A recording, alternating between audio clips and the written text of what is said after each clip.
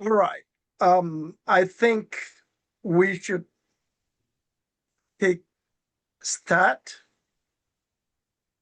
I would like to seize this singular opportunity to welcome all in attendance and even those who would be viewing the recording a little later. First, for those who might not know me, I'm Professor Bill Ndi, President of the Pan-African Writers Association, a tenured university professor here at Tuskegee University in the state of Alabama.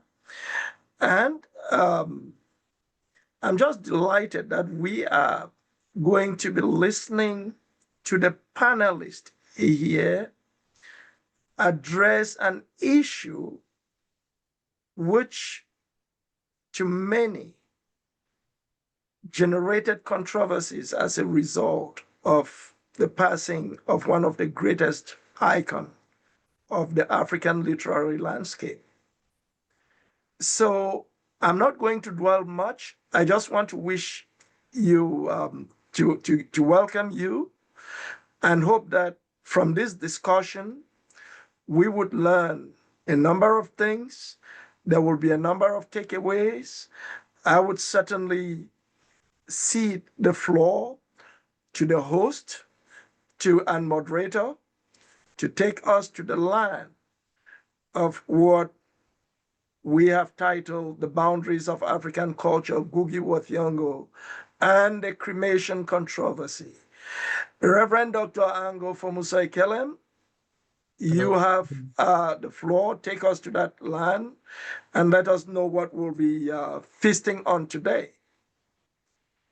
Perfect. Thank you so much. Thank you all for coming. And I'm quite excited to have you all here. We have to start somewhere, and WAFORD is quite new, so we are trying our best to do all we can to give the African people a voice. This topic is an interesting topic, and I know it touches across. It's a very deep topic since all of us have one destiny, and especially those in the diaspora, we are facing or we will be facing some challenges in one way or the other in the future, maybe when our relatives are deceased, or we ourselves, or what we do or what we put in place, and how we look at it, and the cultures we carry. So we are going to look at this panel in three main segments. We're going to look at it from the cultural framework and dignity. We're going to look at it from a personal choice and the public legacy. Then we're going to look at the intergenerational reflection and judgment, what it is that we expect in the future, or the popular opinion, or where we leave it. But before we start, we have some noble panelists coming in here. I would like to allow them introduce themselves, but I will first say just a small thing about them. The very first person I'm going to give the floor to is Professor Wycliffe Njororai from Kenya. He's currently a professor and chair of department in the Allied Health Studies and Stephen F. Austin State University. So he was born and raised in Kenya and now dwelling here, and he's a WAFORD member. So I would like to give him the floor, and when he of like 2 minutes to talk, to say something about himself, and then we can go on to the next. Thank you. Professor Dr. Njororai, please. Thank you, Reverend. Thank you, Professor Ndi. Thank you for this great opportunity to share views on an issue that is very critical to us as Africans in the diaspora. And my name is Wycliffe Njororai Simiyu. I was, as Reverend mentioned, born, raised, educated in Kenya, worked in various institutions of higher learning in Kenya, and then moved over here in 2006 in December. I have a wife who is also a professor here in the diaspora at University of Texas at Tyler. She's a major in public health. I have 3 children. I have a son who is a healthcare administrator here in Texas. I have a daughter who is a special education specialist and a coordinator in an independent school district in the area of Austin in Texas.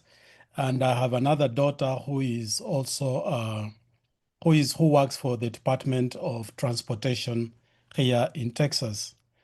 I also have 3 grandchildren. 2 of them are actually here with me today. They are aged 14, 10, and 8, respectively. And I mentioned that specifically because family is what is bringing us here. And the death affects our family. And so this is very critical for us. This is the conversation I'm having with my own family. And I guess that each one of us who is attending today is faced with the same reality that you are born, you serve, and then you exit this world. And how do you want to be buried? So that is the conversation that we want to share today. Otherwise, academically, I am in the area of exercise and sport science. So one might wonder, what is an exercise scientist to do with cremation and the death? But it is because of the curiosity that I have about literature and just the whole subject of society and culture. I am a great admirer of Ngugi wa Thiong'o. I read his books as a school. I went through his books as sets for literature in what we call ordinary level second school, and then high school, which is 2 years of pre-university education. So I've read a lot of his works. And he has also come to speak to us when I was a university student. So I've listened to him and I know the cry of his heart. And when this happened, I called Professor Ndi and said, what is going on? Can we reflect over this? And Professor D was very quick to say, can we have a webinar? So, and here we are. Thank you so much. God bless each one of you. Yay, thank you. Thank you so much. That was rich. You know, this panel actually came, I have to introduce again, due to Ngugi wa Thiong'o's decision to be cremated, and this sparked a conversation, and here we are. So we're moving down south a bit to Tanzania. Neema Komba. She is a poet, a writer, a researcher from Tanzania. She's the author of Maktidis Kapinga, a silent hero, and See Through the Complicated. It's a poetry collection. She is the 2022 recipient of the Myers Moreland Foundation Writing Scholarship and was nominated as a literature protege for the Rolex Mentor and Protege Arts Initiative in 2022. So she is 2014 winner of the Etisalat Prize for Literature in the Flash Fiction category, and her story, Let Them Eat Fruit Cake, published in Index on Censorship. She also shortlisted for the 2019 Stack Award for Best Original Fiction. I'm giving over the mic to her, so she can tell us a bit about herself and what strikes her about this topic.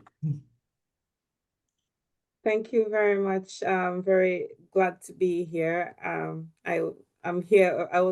Originally, Maria Biswalo was supposed to be the panelist, but she wasn't feeling well, and I ended up filling in for her. So I do feel like big shoes to fill in some way. Professor Wycliffe's introduction was quite loaded, so I don't know if I can really match it up. But I'll try. I'm from Tanzania originally, and I grew up there. I went to school in the US, I guess to college there, undergrad and a little bit grad school, but not consecutively. So I went to undergrad, I went back to Tanzania, I went to grad school, met my husband, moved to Finland. So I'm here in Finland. Maybe this is my 6th year.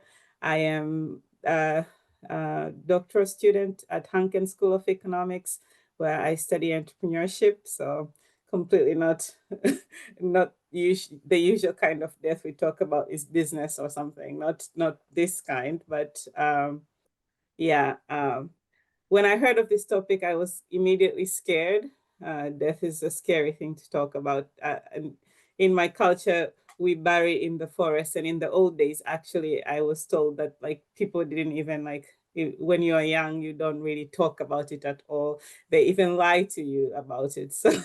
So not really, like it's a bit of a taboo subject. And so as it is with my culture, end of life conversations are very much left, and then their family is kind of just when it happens, that's when the discussion happens there with the family and relatives and everybody weighing in when everybody is grieving. So it's not something that is easily discussed, I think, at least in the Tanzanian context. So yeah, I was afraid to be here and discuss it, but I'm here. I don't know what I would be able to weigh in a lot about, but still, I took the courage to be here and discuss such a heavy topic. I think a death of an icon is also quite something that touches everybody. And Ngugi was not just a Kenyan and global icon. I think in Tanzania, we really saw him as our own. You know how we Tanzanians really claim some East African heroes like runners, because we don't have that many. And also literary giants like Ngugi was really, we felt like he was our own, and we grew up reading him and really inspired a lot of writers there as well. So yeah, thank you for having me. Yay, thank you so much. Thank you. Yes, after staying in the East and going a bit south of the East, we're shooting back to the West. We will look at Dr. Babila Tachu. Yeah, he is a coach, a mentor, an inventor, a personal development, and he studied biochemistry, molecular medicine, and animal behavior, preclinical research and clinical research, has about 25 years in research and development with expertise in biotech and pharmaceutical industries. And he is an art lover of language and literature and art. So we've done quite a few things together. I'm going to give the mic to Dr. Babila to tell us something about himself. Yeah, hi everyone. I'm glad to be here. I come from Cameroon originally, and I now live in Germany. I studied in Cameroon. I grew up there and came to Germany to complete my studies. As you can see from my background, maybe nothing directly to have with the topic, but I come from multiple cultures within West and Central Africa. And we all have like different burial rites within the family, within the different cultures. And we also have the case now that we have had different spiritual spaces expanding into our own space. And in one family, like my family, my grandfather was Muslim, my father a Baptist Christian, some siblings, Catholic Christians, some family members chose to remain African religious fans. And so it's quite a topic that cuts across the board, and I'll be willing to weigh in on how we handle this and how I say it. Above that, I am an enthusiast of culture and languages, and I like learning languages a lot and cultures a lot, and trying to use them to understand the story of humanity. Good to see you all. Oh, thank you so much. Thank you all for, yeah. So right now I'm going to set some ground rules for this panel. We're going to honor every view because it is a very serious topic, and we know how to respect the African culture from every point of view. There will be people who will have different points of views, but then we are not attacking, we are not judging, we are just curious to know what people think and what legacy they want to leave behind. So the very first segment, we're going to move over to cultural framework and dignity. And I'll be having about 8 questions in that section, and I'll just choose randomly, but we will simply just go around and let every panelist talk. And Dr. Bill is the discutant here. He will be saying some few things also, depending on how the questions go. So our very first question is, what is the traditional African philosophy around burial and ancestral connection? I will first of all give the mic to Professor Njorora. What do you say about that? The typical, the one you will say is the African traditional philosophy and burial ancestral and burial and the ancestral connections.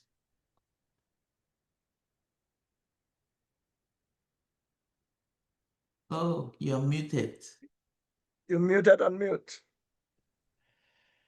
Yes, thank you for that question. I come from Western Kenya. I belong to what collectively is called the Luya community, but the Luya community has 17 different dialects. So I belong to the Bukusu dialect. And out of all those, out of the Luya dialects and the communities, we happen to be a group that has very unique cultural rights that when it comes to just life in general, from the time one is born, from the time one goes through initiation from boyhood to manhood, and when you marry, and then of course eventually after you die, there are certain rights that we execute, knowing that as a human being, you are born, you serve and die, but you die physically, but we also believe that there is an afterlife where you live as a spirit. So, which is coincides very well with the Christian approach to life. So even when Christianity came to Western Kenya, we sort of continue to balance the two traditions, the Western Christian tradition as well as our own traditional Bukusu tradition. So we as people who are living, we are connected to the people who have gone before us in death. We are connected to our ancestors. We are a culture that respects our ancestors. And of course, talking about death, there are also different levels of, I think death is treated differently if you are young, you are a woman, and if you are an elder. When you are an elder, your place is even more elevated because there are more rights that have to be performed because you have earned that respect, societal respect in the community. And therefore, there are more rights that then need to be performed even after you have died. And this is very evident in our very elaborate funeral celebration of the dead. We celebrate a person is passing in different ways. One of the things that really fascinates me is when the message comes home that somebody has died.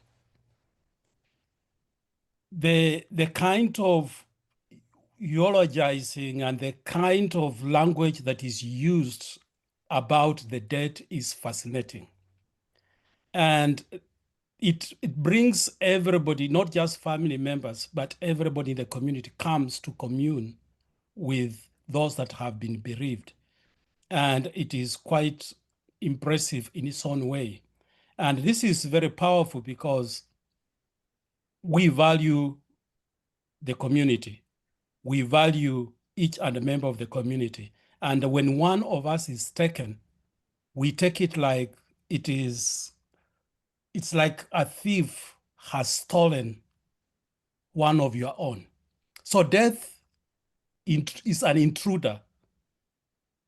And it takes the community to come together to help the family that has been stolen from to recover and help them walk that path of mourning and of recovery so that they can regain their footing.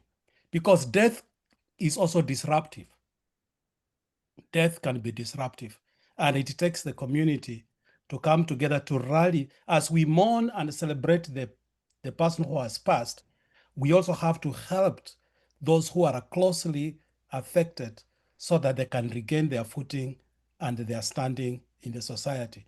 And that comes even, for example, when somebody is widowed, we have to come and rub shoulders around that person who is surviving so that they don't face this challenge alone. So that is how powerful it is in our community that we rally together because we know that death steals one of our own. And we need that communal approach in order to navigate it. Even as we'll celebrate their going, we know it is temporary because later on, we are supposed to all reconnect in the spiritual world. So that is my take for now. Oh, thank you so much, Professor. That was great. Yeah, and I know there are so many unspoken taboos when it comes to death in the African culture in a way that traditions go unspoken. Some people assume, some people are entitled, and we will listen to what Nema will say to this. What do you think are the traditions around Tanzania and the burial and ancestral connections? It's very hard to say because then Tanzania is a mishmash of that many ethnic groups, and every tribe, so to speak, has its own traditions. We have 120 something tribes, and each one of them has their own. But I will say that first of all, I think, as Professor Wycliffe just said, the idea of community is pretty much part and parcel. And you can see this because in Tanzania you have like almost half and half Christians and Muslims. If there is a death, even though it could be Christian or it could be Muslim, but still people come together. We all go through the rites. So all through the mourning process together, the community comes together and observes whatever that family's religious or cultural rites are. So we just do it according to whatever that family that is going through, however they choose it to be. But in some way, I have to say that when you talk about it in respect to culture, I think it has evolved a lot from history to now. What we observe now as what it is, the culture around death is not the same as maybe what my parents in their era, when they were growing up, observed, or what my grandparents and so forth. I think a lot of things have changed. I can speak from my own. I am a Matengo, which is from southern Tanzania. Let's say southwest Tanzania in the mountains. And for our particular tribe, of course, burial is quite an important part of the process of sending off your loved ones. You bury your loved one, and then you have a ceremony where you have alcohol is brewed, and you cannot do this alone. Like a burial is something that you have to have. We call it mtani. I don't know. It's someone who jokes with you, but in reality, it's someone who's with you through every type of scenario in your family. So if there is a death in particular, this mtani has to actually lead the whole thing. You, as a bereaved family, you do nothing, so to speak. They have to make sure that the grave is dug and all the ceremonies, and even when you go later to see the gravesite, just to clean it and we sprinkle flour around it, which is our version of putting flowers, I suppose, on a grave. You can't go to this alone. That the mtani has to come with you, and your family has to have a few of them. And to everything related to death and everything related to having memories about your loved ones or having a memorial afterwards, this mtani has to be involved. So in that case, it's a very communal affair, and you have to have a close person who guides you through it. So those parts haven't changed, but what has changed is maybe what kind of prayers you make. So now if you're Christian, you do it the Christian way. If you're Muslim, you do it the Muslim way. And that's what's different. Religion has added something or substituted some things in many ways. But yeah, so I think that's the communal part. But is burial the only way that it has been the way that people send off their loved ones? This hasn't always been the case. A neighboring tribe, the Ngoni, and you can find the Ngoni or the Nguni in many different parts of Southern Africa. Historically, they have cremated their loved ones as well. So burial was not the only part of it. So for example, if someone prominent died in the Ngoni, they would cremate the body and put let the ashes go in the river. And the only thing that they would do is to actually send the spirit into this, I don't know, in my language we call it mahoka, but they have a different word. I think it's some house of the spirit. So you have to usher the spirit to this house, which was in the middle of the village, and everybody's deceased spirit would have to be ushered into this after the mourning period is over. So that is my neighbors. They cremated as well. They didn't just bury, but of course they also had burial depending on the situation. So is there like a singular way that death and ancestral connection was there? I don't think so. But different people had different ways of honoring their dead and also different ways of honoring their spirits going forward. So yeah, and I think this building this mahoka, this spirit house, is quite prominent in the southern Tanzanian tribes as well. So yeah. Wow. I hope I answered the question. Yeah, thank you, Nima. I will still hook on to you. I know there are so many cultures also around Tanzania, even particularly because of the Muslim cultures. According to Islam, they have to bury before sunset and they have to do it as quickly as possible. But I'll ask you this question. You said the Mtanis, are they elected or who calls them? Who are they? Are they family members or some village people? Okay, so I would have to say there is Mtani from my tribe and also Mtani in the general Tanzanian public. So in my tribe, Mtani is someone, I don't know where it comes, but these families have been like Mtanis for as long. When you're young, you're told, this is your Mtani. I don't know how it came to be. I was told this is your Mtani, and the relationship continues. It started from way back. I don't know from who it started, but we just inherit the family. Basically, this is the family that you have this relationship with. But in my tribe, that is the role. But then there is a Mtani in, like, maybe this is the largest Swahili or Tanzanian culture now. This you would see especially in the cities like in Dar es Salaam, for example. So when there is a funeral, Mtani is a joker. So someone who actually jokes with you. So they will actually make jokes at the funeral, and people would laugh, and the Mtani would also collect money, and also like they would bring a different aspect to it. So why are you crying so much and whatever, and they would start making all these jokes in a funeral, and people would laugh.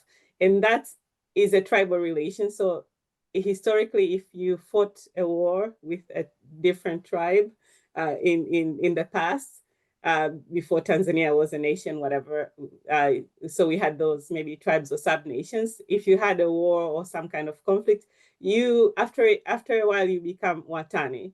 And those are the ones that would joke in the funeral. But yeah, so a little bit same name, but different meanings in the village versus in the city where I grew up, if that makes any sense. Okay, yeah. Wow. I know so many people will have questions around this in the chats, but then we'll collect the questions at the end. This Tani also, I still want to follow up a bit. Are these people a whole family line or just one person? If the person dies before the whole setup, what happens? It's a family. It's a family. It's a family. Okay. So it's a family. And so in my tribe, then it's a family. So in the village, then this family is your Mtani, and you are someone else's Mtani. So you handle their rights. And every time, if I go, for example, in the village and I want to visit my grandparents' like gravesite, I can't go by myself. I can't even go with my uncle. We have to call them Tani, and then Tani will come and he will make the alcohol. And then once it's made, we will all go together and he will say, well, we're here, your grandchild is here to see you, blah, blah, blah, blah. Sprinkle the flour. And then you can do your Hail Mary after that, but you cannot do anything before them Tani does the kind of like other rituals beforehand. And I'm Catholic, by the way. So I've been raised in that kind of mixed culture. Perfect. Thank you so much. So we are shooting back to the West. I think Dr. Babla will cover for the West or even just for his own tribe or his own complex cultural system. Let's hear from you what the traditions are or the philosophies around what you grew up to know and the burial and ancestral connections. Yeah, so I've been hearing a lot of things that rhyme, and when they do rhyme, maybe it's much more of the shared human culture or values. And when I heard about Tani, I come from many tribes. I have different genes, predominantly from the Bamileke part of Cameroon and also from the Bali part. And particularly for two of my tribes, I'll begin by birth. You have a name which you have before you are born, and you have a name which you continue to have after you've died. And so that talks about like you existing before you're born and existing after you die. And this has a lot to do with the belief system. And part of our religion has to do with us linking back to the ancestors. And what our sister just called Ntani in the western region of Cameroon, that would be called Nkamsi. And these are people you go to if you've lost connection with your roots, so that they try to intercede and connect you back with that root. That is called Nkamsi. And when you're having the wish to go see them, to go connect with the ancestors, they basically guide you. And so taking that as an introduction, it is very sacred because burial is not just like a thing where people go to dispose of the body and then go away. It is a kind of connection with those who are to be born and those who had gone before. So it's like a connection to continue kinship with the ancestors and those who will be coming. And in most cases, traditional burial in my part of Cameroon involved people being carried back to their homeland, because there used to be like a place where you have like families that were buried. And recently, with a lot of economic things and people moving far away from where their homeland is, we have the cases where we have people in different spiritual dominance hierarchies. So you may have some people who have the power to intercede with the ancestors, and it is such that those people must have to be buried back at home, because what happens is that for some of them, when they're buried, their skulls got taken out afterwards, and this is used like a symbol to intercede with the ancestors. In certain cases, that has been softened a little bit, and some other things like horns or calabashes are used like symbols to connect with the ancestors. So this is how traditional it was. And so we have here on the one hand this African belief system, which has been existing. And like Professor Wonjarai said before, we now have other religions. We have Christianity, we have the Muslim religion.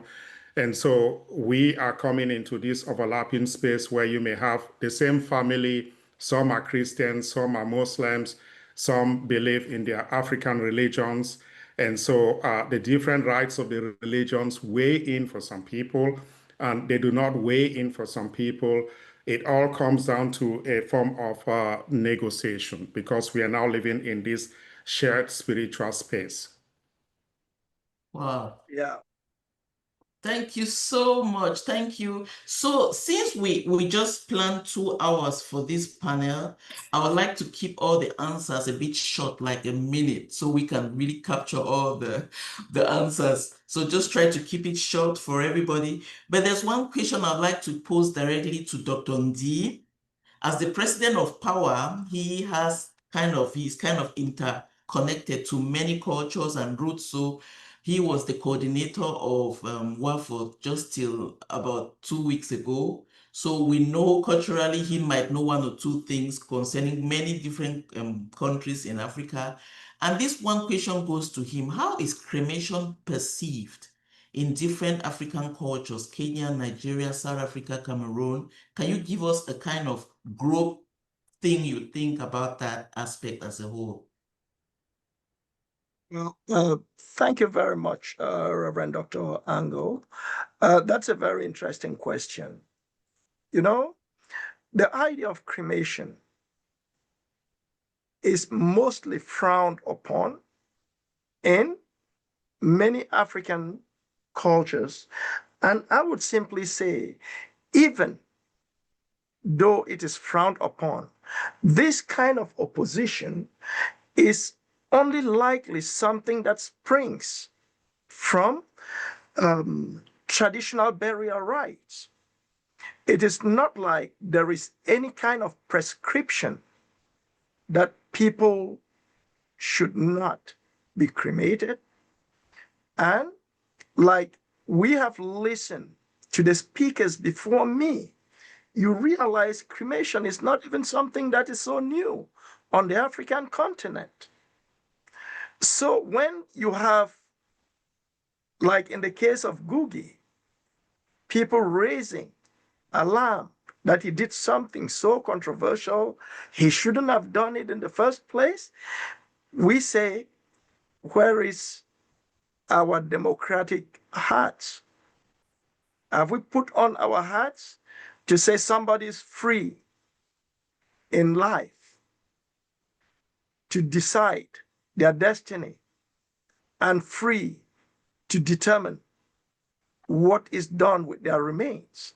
So on the African continent, the idea of cremation, while frowned upon, might be frowned upon because we ignore, like I'm sure many people listening to Nima talk about the Ngoni and the Guni people on this platform would be hearing it for the first time, that cremation was something very common. It is something common. You could also look at the fact that cremation is something that is Eastern. And remember that a country like Kenya has been trading with places like India for more than 2,000 years. So those rights, the fact that we've had interferences with or relations with other cultures, it is very certain that, the burial rights, there could be shift, there could be, and remember, as humans, we are not sedentary. We moved all the time. I remember reading an article about the capital of Zimbabwe, Harare, and somebody should tell me if I'm wrong. There is one of the 6 cemeteries in the town, which just about 5 or 6 years ago only had space to bury 200 people.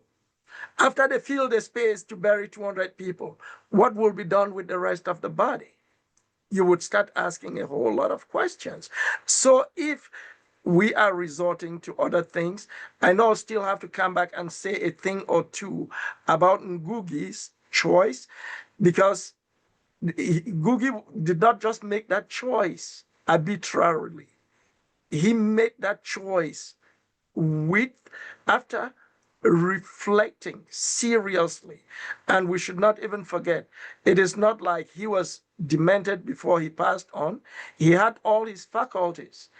He actually, just for information to people who did not know the circumstances of his passing away, Ngugi was delivering an interview, was giving an interview to one of his former students when he just felt suddenly tired and told the student, well, I need to go and rest. When I rest and come back, I will continue the interview. Meaning he had all of his faculties. Nobody can say somebody pushed him to do that, or he just, did that in a moment of mental loss of balance. No, he knew what he was doing. So I'll pause right there. I know you want us to keep it short, but let me not steal the show. I could go on and on. Thanks. Thank you. Let me just chime in a bit from that point of view. Many Africans have integrated also in the diaspora in these cultures. Where I normally live in Germany is up the hill in Dorscheid, somewhere in Kürten. That's in the North Rhine-Westphalia region. And for some reason, depending on the financial status of a family, they have graveyards. And if the family buys a big plot for burial, most people will do traditional burial. If a family bought maybe just a small lot, like 50 years ago, practically everybody is cremated in that family because they don't have a big lot and everybody is on that hill after death. So there are so many other factors like financial and other things that we also look at in the culture depending on what they want to do. My next question goes to Professor Njeruha. Why might cremation be considered un-African? Because I think for the most part, since we started this topic, when I bring up the topic anywhere, most people say it's un-African, full stop. Or the Christians say, please, just leave it like that. We don't want to say anything, or the dead will take care of themselves. This conversation can come after. So is that historically accurate or a modern myth? Or what can you tell us about that? Now, let me build on what Professor Ndi has just mentioned, that cremation for us in Kenya, it was much, much more identified with people from Eastern countries, India, particularly India, because we have a lot of Indian immigrants who live in Kenya and they practice that. So the Sikhs, the Hindus, and those are the people that were identified and they practice cremation. But over the years, burial has evolved. If we go back to earlier days, as Nema put it, some of our ethnic groupings did not bury. What happened was, if you fell unwell and you are on the verge of death, basically you were left in the forest when we still had plenty of land, when there was less population less population than we are now. They used to leave people just in the forest to die and maybe just to dispose of in that manner. And that continued until the Westerners came in, and then we moved to burial. And even for us, burial, it is still different in different cultures because urbanization has also impacted the way burials are done. In urban areas, they take people in cemeteries. For us, where I come from, it's still typically rural. We still have plenty of land compared to other communities. So burial is in the homestead. And also significantly among the people, the Luhya people, and I can see one of us is here too from the Luhya community, or two people here, there are people who, the grave is temporary. They just put the body, and after 15 years, people just plow on and plant corn as if, there was no grave there before, because it was temporary. And as I said before, death it is a temporary space because you are supposed to move on to the ancestral world where you continue to coexist with the living, but in a spiritual form. So this has changed. So moving on to cremation, cremation, as Professor put it, it is still not well taken. Why? Because people look at it that, when you die, they want to respect the dead. They want to respect your stature. That's why we dress you very well. By the way, in our community, they dress the dead very well. They buy a very expensive coffin and they place you there because that is their very respectful way of sending you into the next world. So when they think about cremation, they are picturing somebody being burned, subjecting their loved one to fire. And that is very, very disturbing, psychologically, emotionally, and that doesn't bring the closure that they seek in a burial ceremony. So I think that is the essence of the resistance to cremation, that perception of what you are doing to the body, the damage you are doing to the body. You are adding, it's like you are adding fire when the person is already in a bad state, so to speak. So we believe in preserving that body. Of course, there are many reasons why cremation is becoming relevant. And in Kenya, we've had thought leaders, including Ngugi now. We have had political leaders. We have had activists like Nobel Prize winner Professor Madayu Wangari. She also chose, for environmental reasons, to be cremated rather than to be buried, because she was an advocate for the green movement. We have had politicians who, because they were rejected and they lost elections and they had been mistreated on behalf of the people, because they fought the existing government and they were tortured, they died when they were very weak in terms of health. They decided they didn't want to be part of this society that disrespected them when they were alive. So they chose to be cremated. So we've had different thought leaders now embrace cremation for different reasons. And this is starting to impact even the young people, the current society.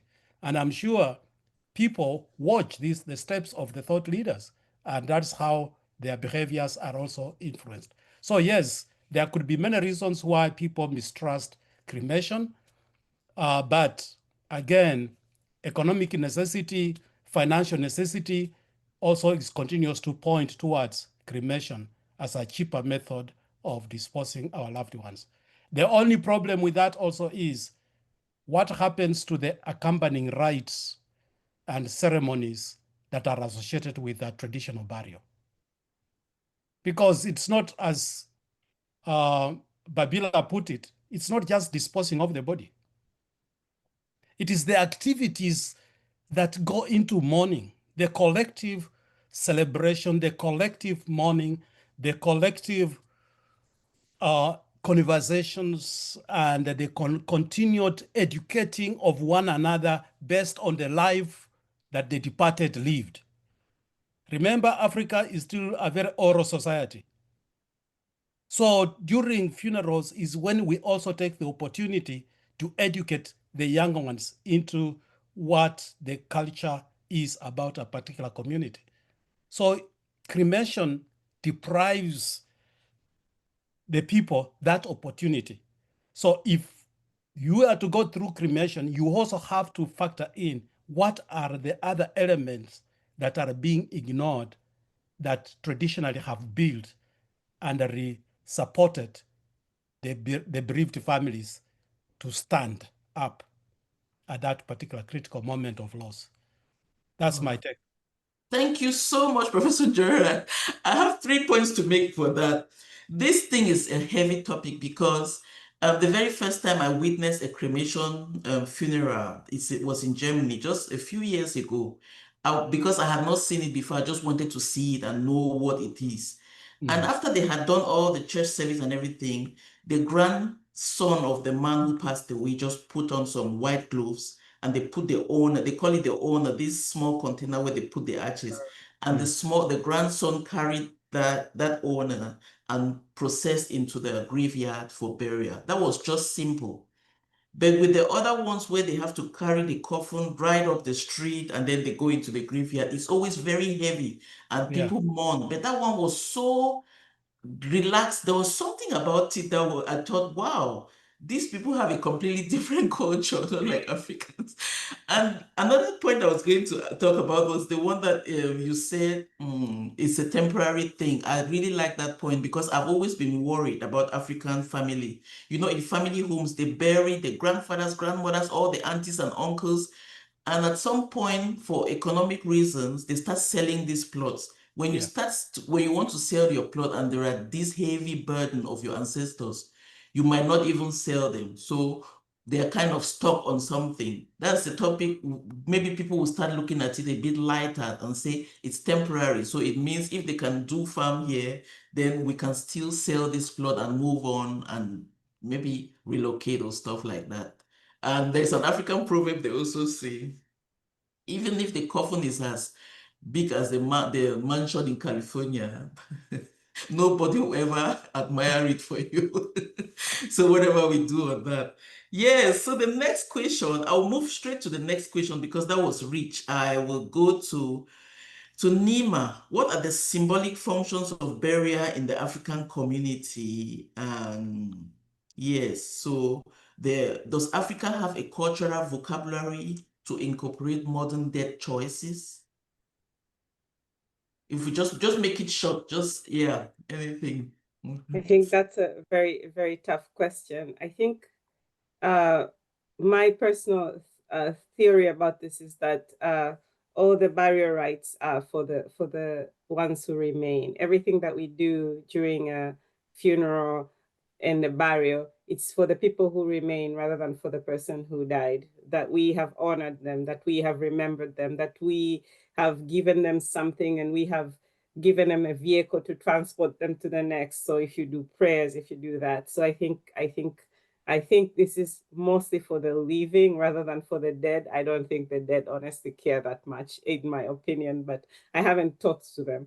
But I think it's more for the people who remain. And because it's more for the people who remain, it's a discussion that can keep evolving. So is there room for new ways? Absolutely, because everything that we experience now is not like something that has been done exactly the same way from, like, say 2,000 years ago, 1,000 years ago, 500 years ago, 100 years ago, 50 years ago. Things keep changing.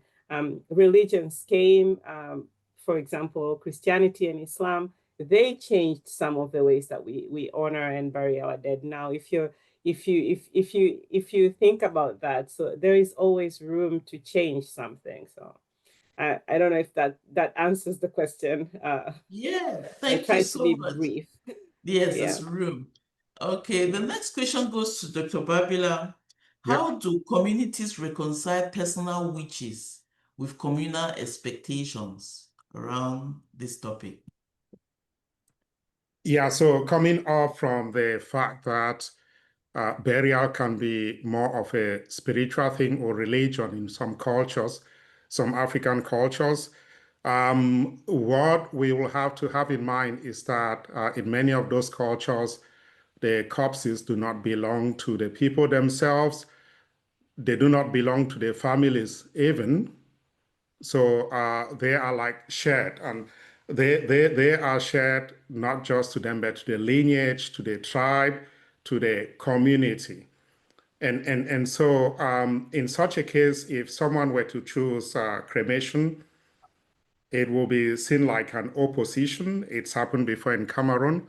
It will be seen as a statement maybe against politics, against culture, like the musician Lapiro Dimbanga of Cameroon did it once. And if someone were to align with the community, then things will be fine. But now things have been changing because what happens is you have people of different hierarchies in the village. For some people, if they die, like especially far away or in the diaspora, if they don't have like any spiritual role they serve in that hierarchy, people have been more open to cremation. and they accept that it is something that is happening with modernity.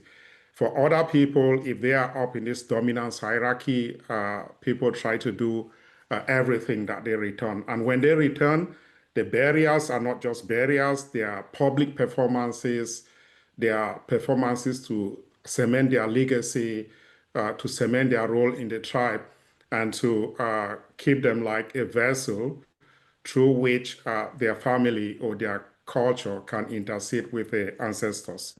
And so things are changing with time. For some people, they still have to be buried the very traditional way because they have some role their corpse have to play, or some parts of their corpses or their grave.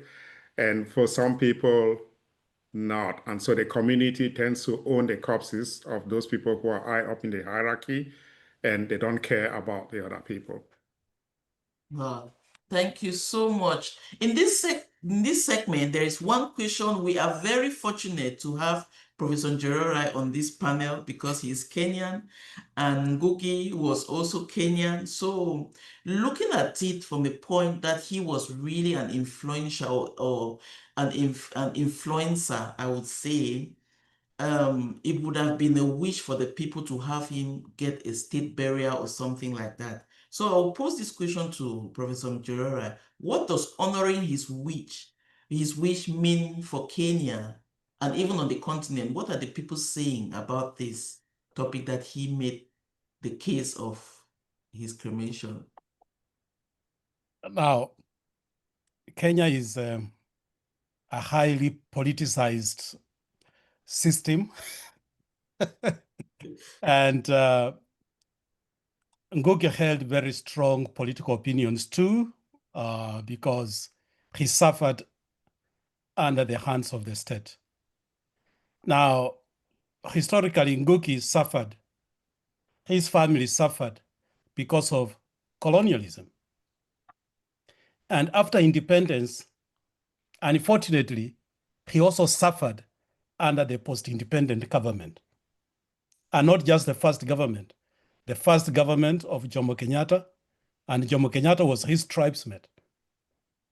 Also under President Moi, who was the second president of the Republic of Kenya. And that's why Professor Ngugi had to flee for his life from Kenya to come to live in the US, in the Western countries. So the political system conspired basically to deprive Ngugi wa Thiong'o his birth nation, his birthright as a citizen of Kenya. He was deprived of that because of the mistreatment. As much as Ngugi stood very, very strongly for African culture, especially the preservation of African languages and use of African languages as a medium for communication and scholarship, he was deprived of a home-based platform to express those views. He had to do it in a country other than his own. He had to do it in the platform offered by the colonial masters, whom he heavily criticized. So one can say that Ngugi's life was not very easy to navigate. And his decision at the end of the day, when you look back at the suffering, at the different systems, and his expressed strong views on and fighting for the peasantry, fighting for the common man, ultimately that battle was, I can say, too big for him alone. Because looking at the elections and the results that continue to pour in over the years, the systems never changed. The presidents changed, but the systems never changed. And for Ngugi, he remained a foreigner in his homeland. And to me, if he was taken home what would have happened. I imagine a situation where the political leadership would have taken charge of his burial. I can see a situation where political leaders offering eulogies and beautiful narratives about how heroic Ngugi was. Yet in practice, they denied him a platform. They denied him his birthright to express those views from the platform of University of Nairobi, the pedestal of academic learning in Kenya. So to me, I think Ngugi was informed by what Ken Matiba did as a politician who had suffered under the hands of the political system. What Professor Wangari Maathai did was cremation. Yeah.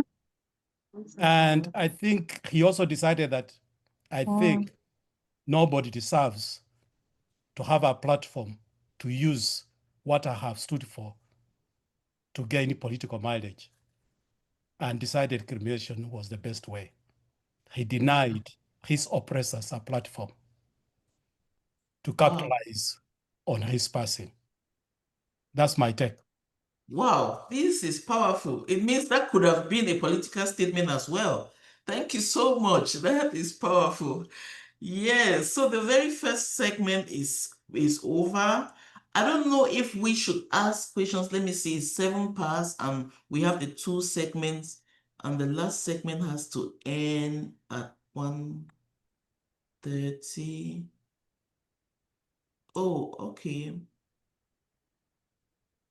At 11:30. So I think we'll just drive through, and then at the end you can ask your questions, because if we ask questions after each segment as planned, we might end up being entangled in so many questions. So let's move over to personal choices versus public legacy.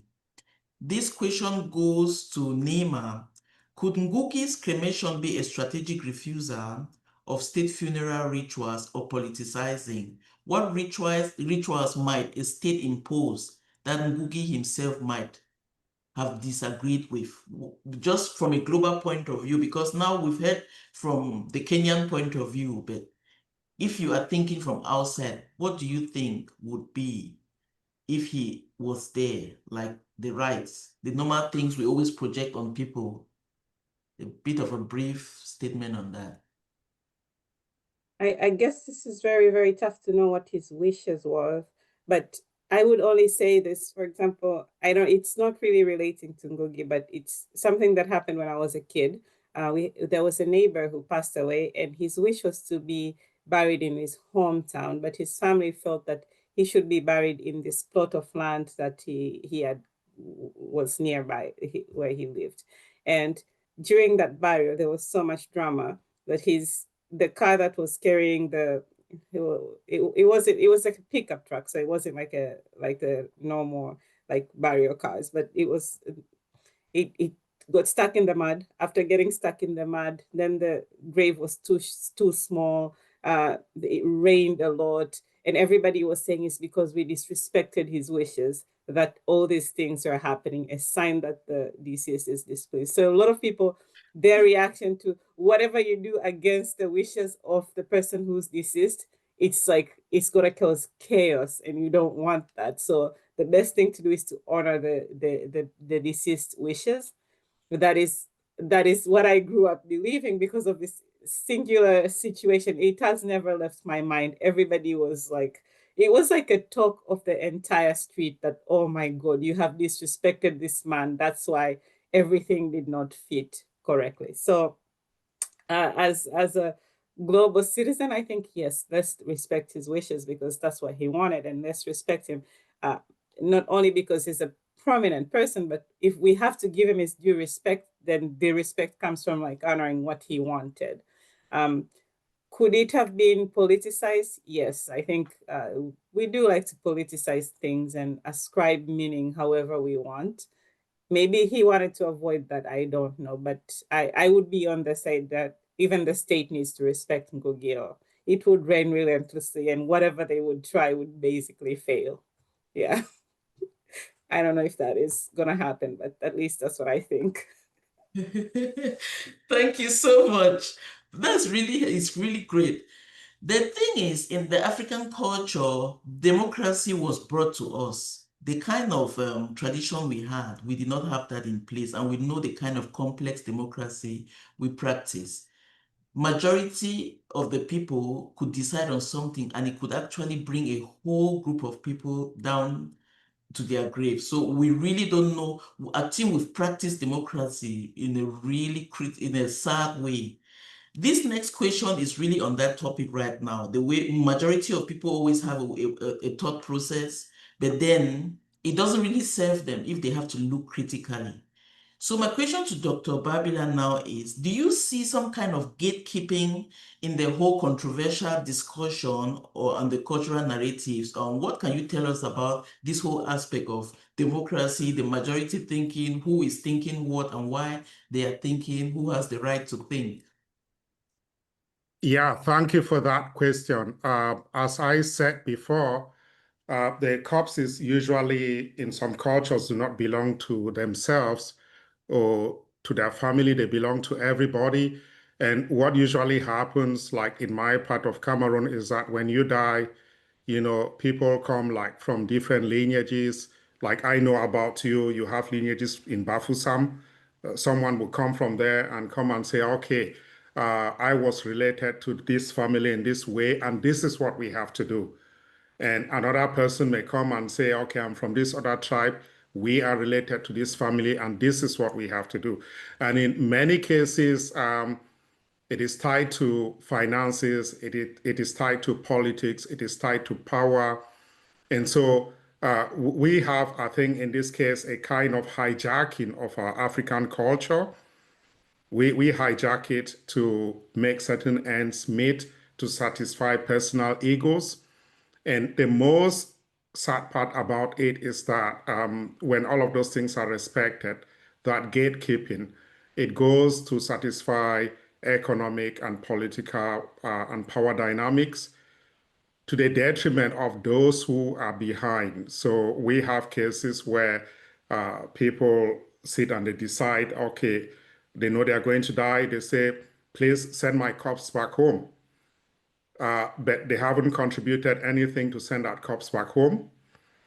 And eventually what happens is you have a whole community trying to gather what they don't have and then trying to satisfy that wish. And at the end of the day, we are like a populace that is being pushed at times not by logical thinking, but by some emotional thing, some emotional frame, some cultural frame, or some gatekeeping that tries to lead us to where we actually are not supposed to be. And when I listen to the controversy, I begin to ask the question, are we dealing with bona fide cultural aspects of Africa? Or do we have people who are gatekeepers of tradition, who want to exploit every situation for their own benefit? And who decides what death is? And who knows how we are going to be after death? So I think there is just a lot of gatekeeping, and there are lots of wrong things that leave us poorer. And it's high time we start thinking about that. And I end my take with a story. I was once called by someone to help him fill the documents for his cremation. This was European. His wife was from Cameroon. And when I went there, there was this controversy. His wife was like angry.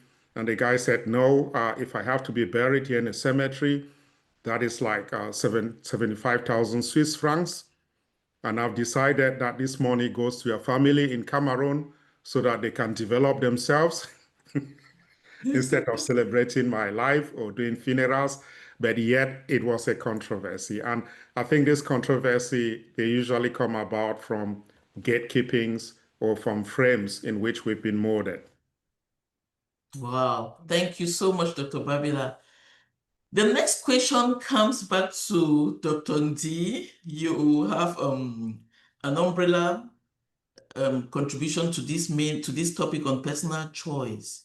How can a role model resist being reduced? How can you resist being reduced as a symbol of collective expectation? And what does the choice teach us about the liberation of self, even in death? What can you tell us from a multicultural point of view? All right, thank you very much. Before I address the question, I'll take a minute to recognize Dr. Wale Okediran, who is the Secretary General of PAWA, based in Ghana. So, Dr. Wale, welcome. And to address this question. Thank you, Prof. You're welcome. To address this question, which is a very interesting question, we would, I would like us to look at Ngugi, his life, his works. He was the symbol of resistance for the African culture, African everything we want. And now, just about to die, he realizes, Professor Jerore said many of the things that I could use here. He simply realized, no, the expectations of people is one thing, but he challenged himself. Is he here to live up to anybody's expectations? Is he here to live up to people's expectations? If he were to live up to people's expectations, then he should be buried. He should have given his political foes or enemies the opportunity to parade and score cheap political points. And he realized, looking at his history, his personal history, he comes from a lineage. His parents persecuted during colonial times. He himself, he grows up, he is persecuted. And then his children, there is just no room for him. But he kept the struggle alive. And keeping this struggle alive allowed him to say, in death, even if I were to give in to popular expectations or to the expectations of the whole world, for me after death, then I will be giving up the fight. So Ngugi uses his death and choice, because we're talking of personal choice here, and he uses that idea of personal choice as a tool for resistance, as a tool to deprive those who did not give him the opportunity to flourish, to prosper, to do the things he wanted to do in the space he considered his birthplace, his birthright. He made that choice consciously and said, well, cremate me. The instruction of what to do with the body stays with the family. With the cremated body stays with the family. And I'm sure he made a choice that, a personal choice that we should respect. In this conversation, we have talked about death or about cremation and burial. But let's remember, there are other personal choices surrounding death that people want to make.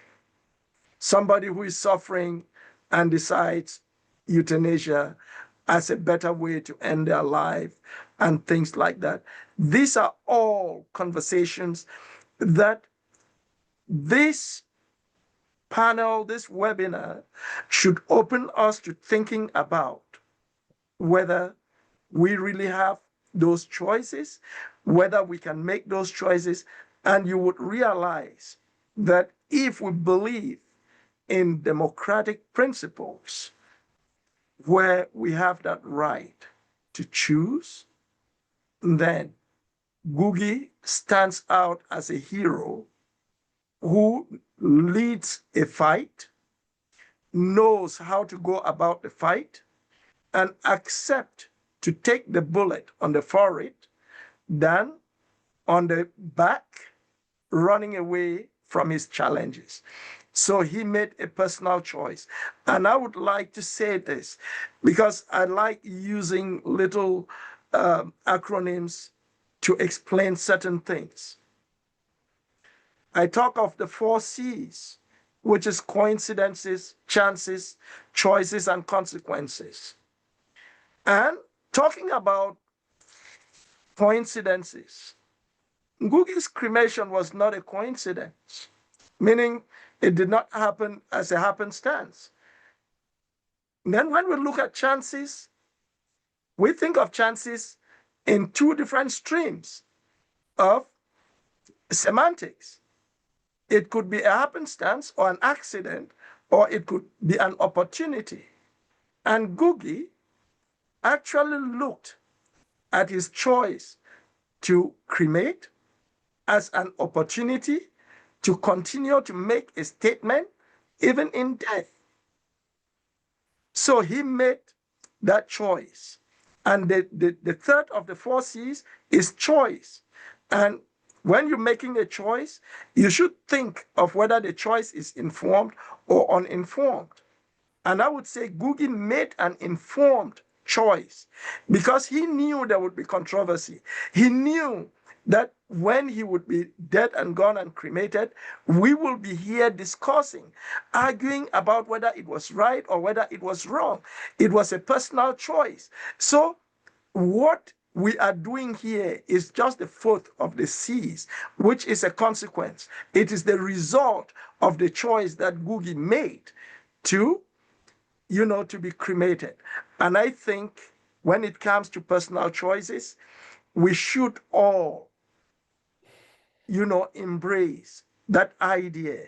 Dr. Babila talked about, when some people die, they no longer, I understand that in many cultures, the death does not belong to themselves, they belong to their people.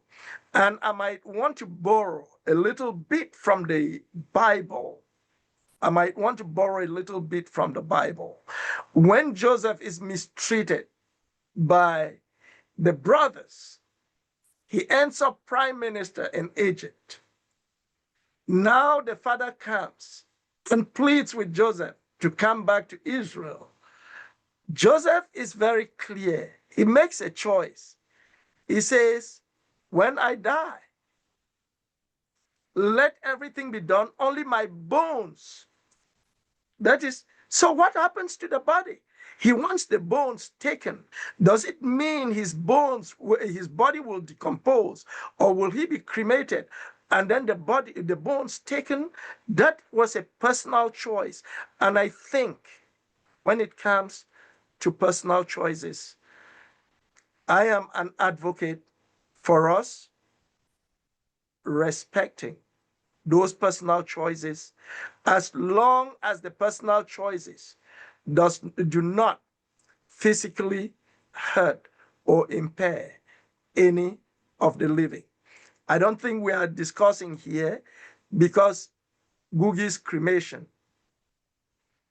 made any of us ill, took life away from any of us. I think such choices are choices to be honored.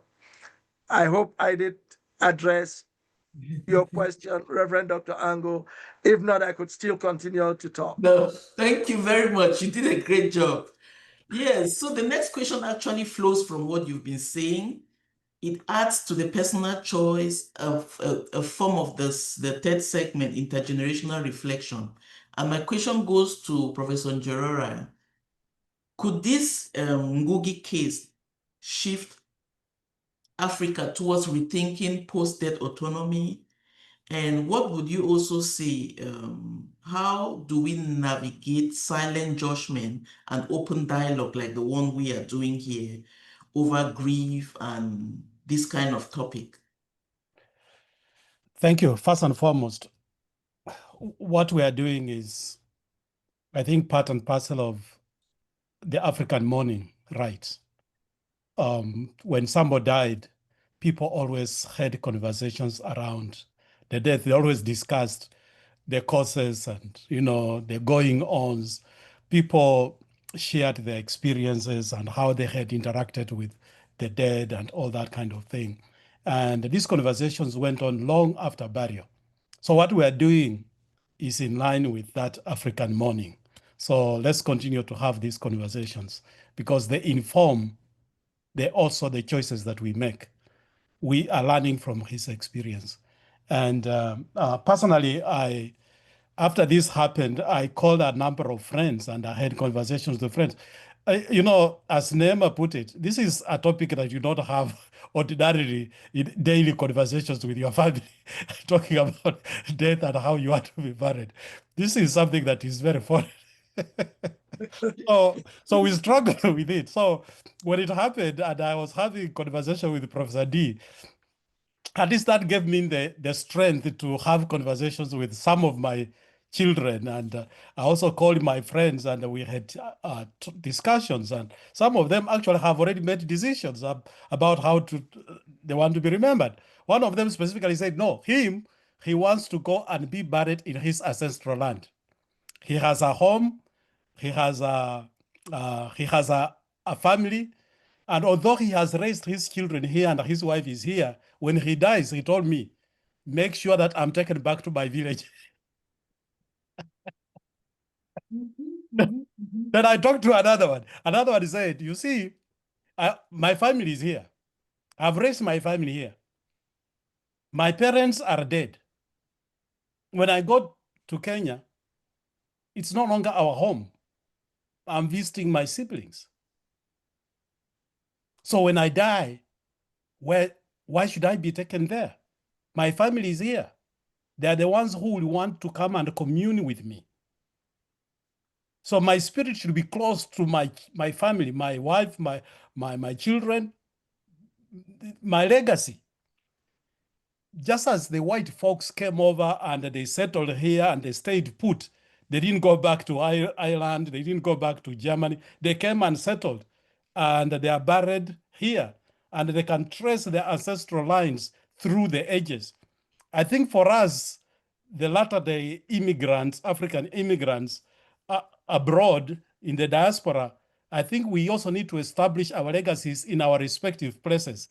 So exactly. Yes, what Ngugi has done is going to inform some of the choices that some of us make. And it was courageous, but it is like him, a trailblazer of some sort. And yes, he's an influential figure, so he's going to influence opinions down the road. But this is significant. Having these conversations is African style, and we learn from it, and we continue to learn, especially from icons like Ngugi wa Thiong'o. Wow, thank you so much. The word icon, I picked the word icon now. And my next question goes to Neema about this icon topic. So, how do cultural icons or heroes now get claimed by multiple audiences like us? Ngugi was not even a Cameroonian or a Nigerian or a South African, he was a Kenyan. But then we've claimed him and now we are talking about it. So yeah, how do cultural heroes get claimed then? What do you say about that topic by multiple audiences? And now it's going to influence our future in one way or the other and liberate us or even imprison us in a way so we cannot know. So what do you tell us about that?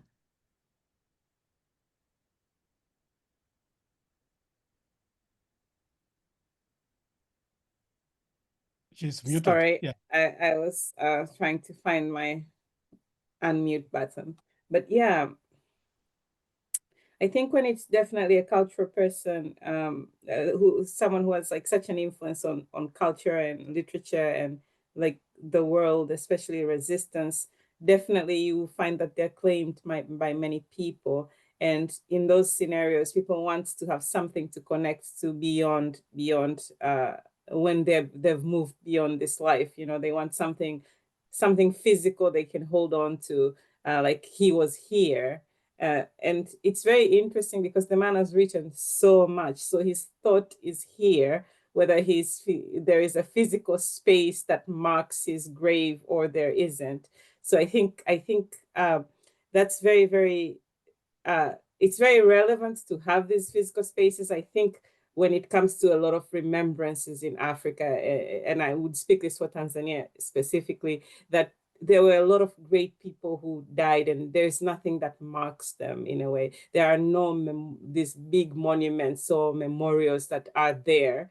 And the way we marked the passing of them, it was like, if it rained, this was indeed a great man. You know, there was like, it wasn't always like a physical space that made it, but then those things were always so transient. You didn't really have them for a long time.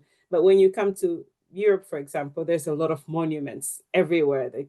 Everything that has lasted. And maybe sometimes we long for that kind of like someplace permanent where something is there. But I think this kind of notion that even greatness too is temporary and transient, and it doesn't have to be enshrined in anything. The thought can live on and it can continue to be reproduced. Maybe that is the most African thing, actually, than having a monument. So what we're trying to create, or it wasn't just the rites, but also creating this monument and this memory and sort of putting it as a shrine. Maybe that wasn't the thing that he wanted, because he still wanted to be this very unapologetically African, where there was being was temporary, and you transition into an ancestor, and the transition is sort of like, you know, when you've transitioned, you're no longer Ngugi, you're an ancestor, you know, and people would remember you in that breath and not necessarily have to,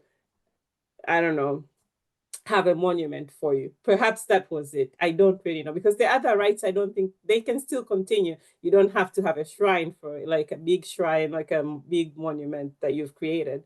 But I also wonder how much of it is also, he was a great man. I think there was a good discussion in this, that he was a great man, therefore we must remember him in this way. How much of it is because he was a man? Were it a woman, would we still do the same? I think this discussion came and it was quite interesting as well. And of course, all these are questions. We have no answers. I think I'm afraid I don't really have any answers. I can only speculate, like what really went on. What do we all remember? Do we remember everyone the same? Do we remember him because he was Ngugi, but Ngugi was enshrined in thought, so we could really have his memory? Or is it because he's a man, we must have this thing for him as a man? So I don't know. It's quite interesting to think about these things, but maybe this is what he wanted, as everybody has said, that we remember. Professor Ndi said it, we remember him this way, and he wanted this conversation to continue. Wow. Yeah, thank you for that perspective. That's great.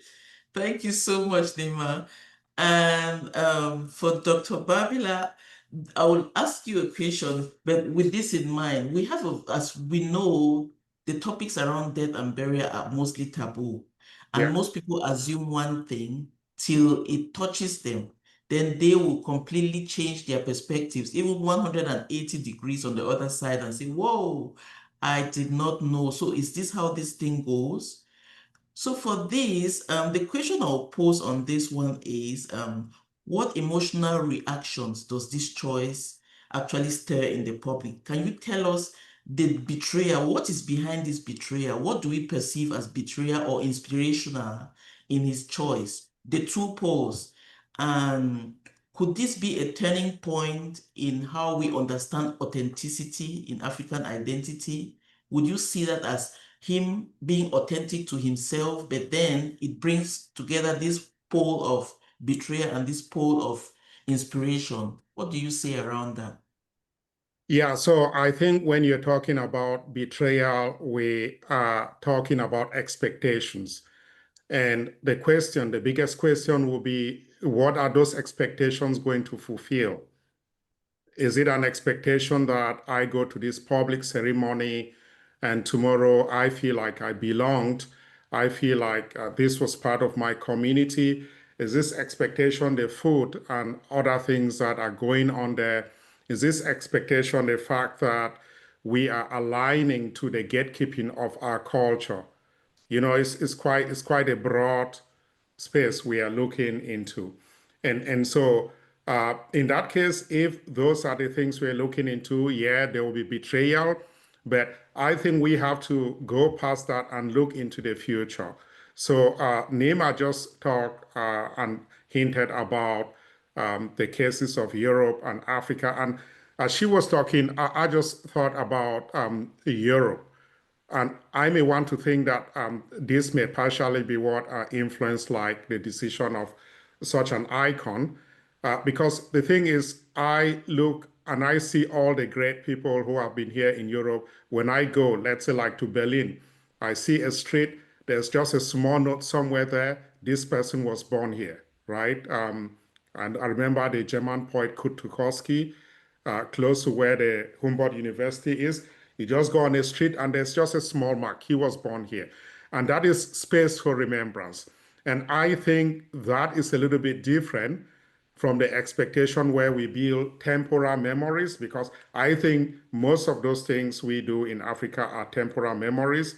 Because when you go in some places, you see the graves, which we so prize to have them. You see some of those memorabilia. You see them abandoned in bushes, or you see them used as places for refuse. And so now the question is, what changes over time? Are we authentic about what we are saying, or are we like trying to fulfill some temporal ego about what our cultural, spiritual, and geographic space is? I instead hope for the case where we do not fulfill those temporal things, but try to play them down. Like in this case, there's no shrine or grave that could be like a memory for people to be going to visit. You have the case in Cameroon where people take planes and they're going to visit the grave of the former president. Lots of money that could be used for development, and we are wasting it up and down for some other thing. I envisage a world where we instead have the ideas of the people living on. And I think in this case, with icons like Ngugi not meeting up to the expectations of us Africans, many of us Africans, expectations which have not been leading us to develop at par with the parts of the world in which we are today seeking refuge. I think doing that is playing low on the part of his body being used for political purposes, or being hijacked for cultural purposes, or being used as a shrine. And in lieu of that, we are having his works that overshadow who he was as a person. Wow. Thank you, thank you, thank you, thank you. Before I move to the last question, so we can go on to the question and answers, there is a quote from Ngugi himself that I would like to talk about from the Decolonizing the Mind. The quote says, "Our lives are a battlefield on which is fought a continuous war between the forces that are pledged to confirm our humanity and those determined to dismantle it." We know he was a very provocative and a person who was full of challenges. Or he challenged the public in that sense. And in the African context, challenging is mostly looked upon as a negative thing, whereas it is a cause for growth. That's what I always say. When you say don't challenge me in the African context, it's really a negative thing. We look at it in a really negative sense. But I always say we should look at challenge as a call for growth.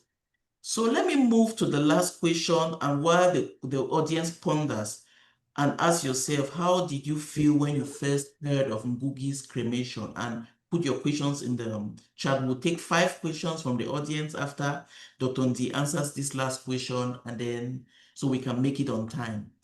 Our last question goes to Dr. Ndi. It says, how should scholars, students, spiritual leaders address such polarized choices? From a professor's point of view, cultural leader, what do you tell us about this as an umbrella topic for you to conclude? Well, thank you very much for this question. That is That is the kind of question you ask, and somebody is like, where do I start to answer this question? But this is what I'm going to say. And before I even answer that, I would recognize Dr. Moyoka Musundi, who posted on the chat, I battled with my family's choice to cremate my father. We honored his wishes, but I struggled with the decision he made prior to his death, and the stigma we faced from relatives was quite something. Yes, when we make choices, we know those choices will come with consequences. However, we as individuals, Dr. Musundi, I would advise this. You cannot be answerable to a choice that you were not responsible for making.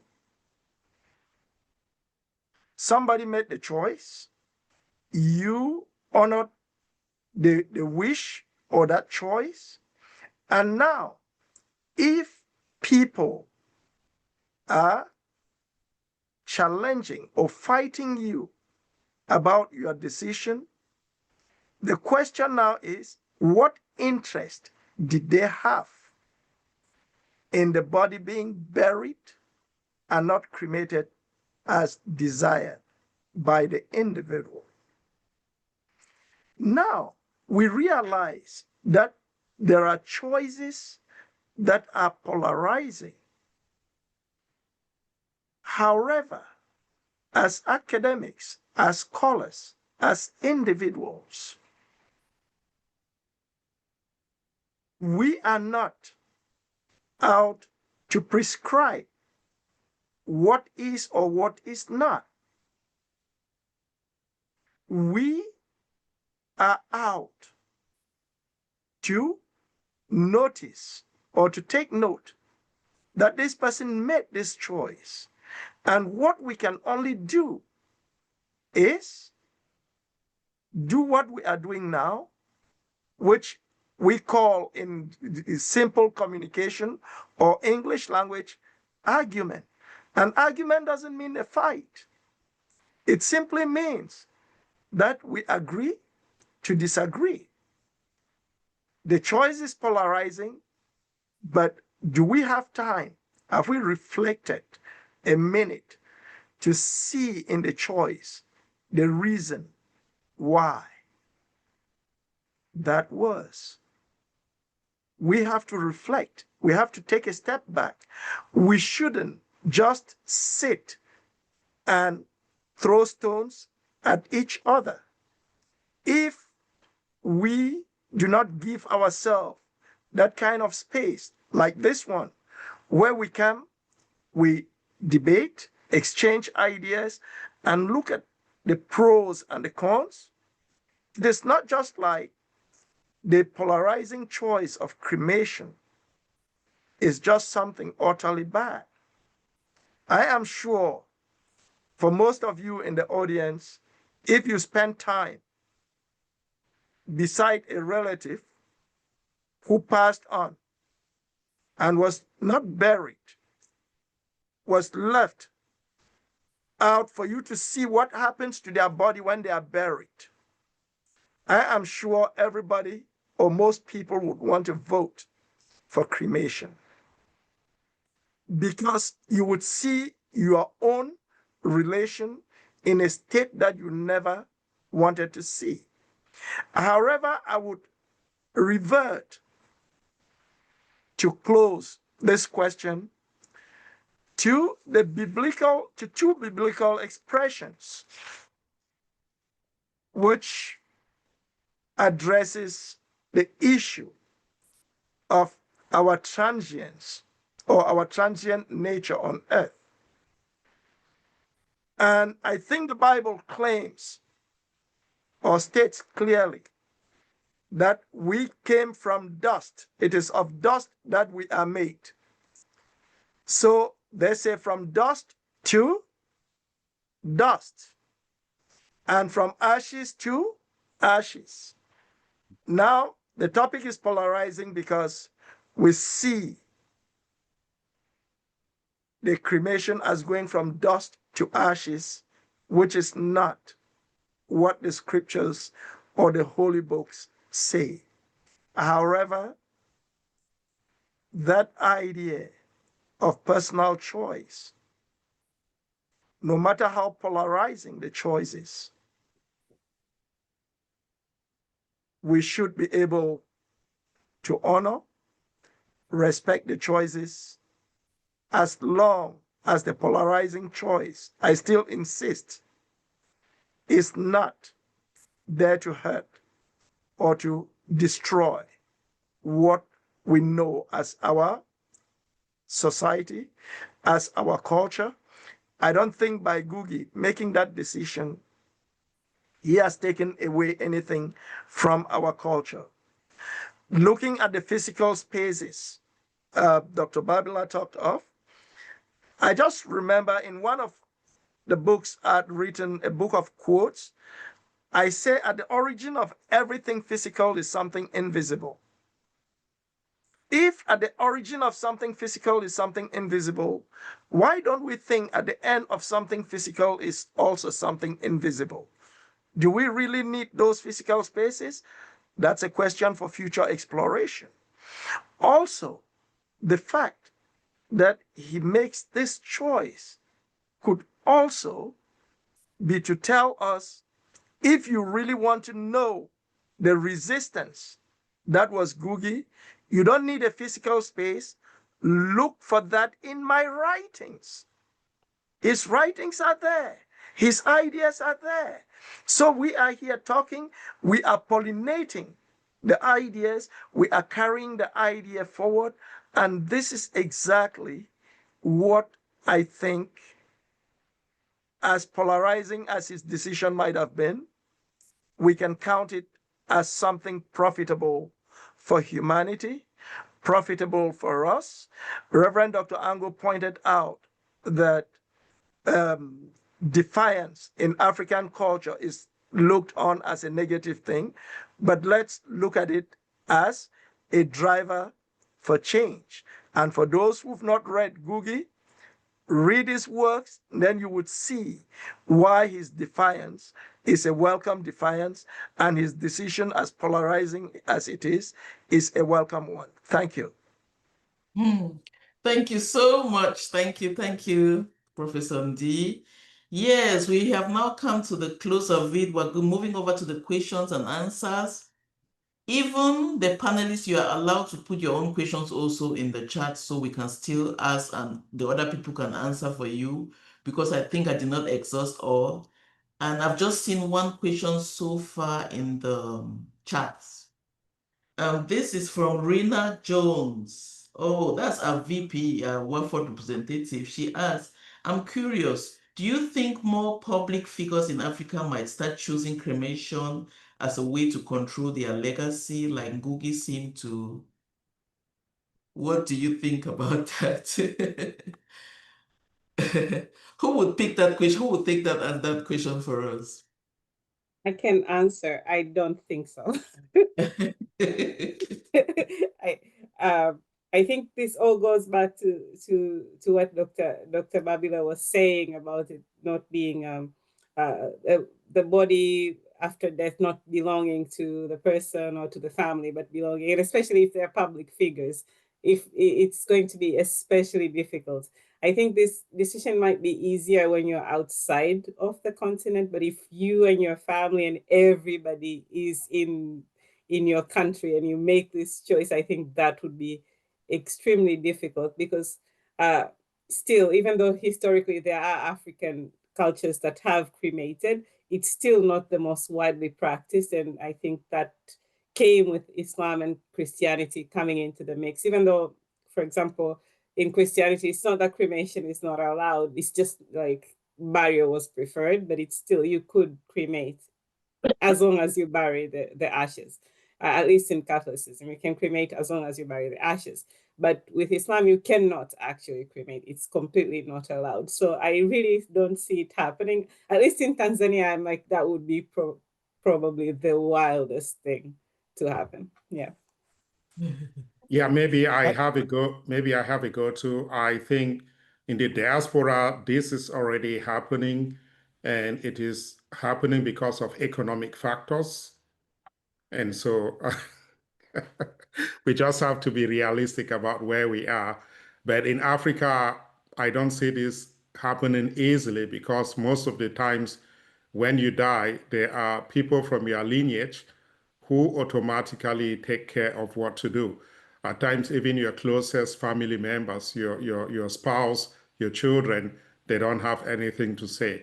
And until we go past the stage where we are no longer tribal entities in Africa, I think it's still going to stay on for long, that we are not cremating. Just to add that culture is dynamic, and some cultural practices also evolve. Burial systems keep evolving. In the US, statistics show that